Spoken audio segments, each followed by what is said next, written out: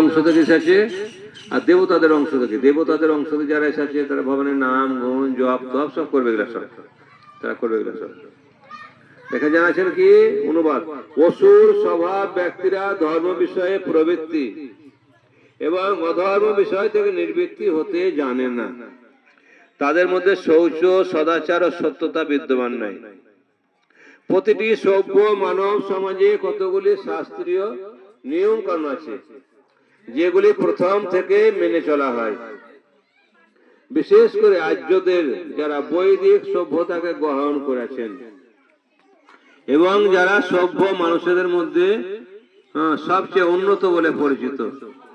আমাদের মধ্যে যারা শাস্ত্রের নির্দেশ মানে না